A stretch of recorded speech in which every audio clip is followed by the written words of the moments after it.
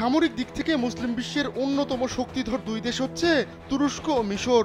মুসলিম বিশ্বের যে কয়েকটি দেশকে সমীহ করে চলে ইসরায়েল, সেই তালিকায় রয়েছে এই দুই দেশও। এবার তুরস্কের প্রেসিডেন্ট রিসেপ তাইপ এরদোয়ান এবং মিশরের প্রেসিডেন্ট আব্দুল ফাত্তাহ আল সিসির সঙ্গে ফোন আলাপ করেছেন সৌদি যুবরাজ মোহাম্মদ বিন সালমান। রোববার ওই ফোন আলাপে এই তিন নেতা ফিলিস্তিন পরিস্থিতি নিয়ে কথা বলেছেন। এরদোয়ানের সঙ্গে ফোন আলাপে সৌদি যুবরাজ বলেন, ফিলিস্তিনে আগ্রাসন বন্ধে আরব ও ইসলামিক দেশগুলোর ঐক্যবদ্ধ হতে হবে এবং জনগণের ওপর হামলা বন্ধে চাপ প্রয়োগ করতে হবে।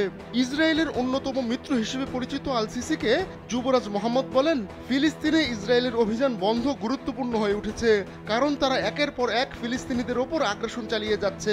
শিয়া বাটার ও ভিটামিন ই সমৃদ্ধ lily glam beauty soap. Lily, always beautiful. গেল বছরের ৭ অক্টোবর ফিলিস্তিনে হামলা শুরু করে ইসরায়েল। ওই হামলায় এখন পর্যন্ত ৪০,০০০-এর বেশি ফিলিস্তিনি নিহত হয়েছেন।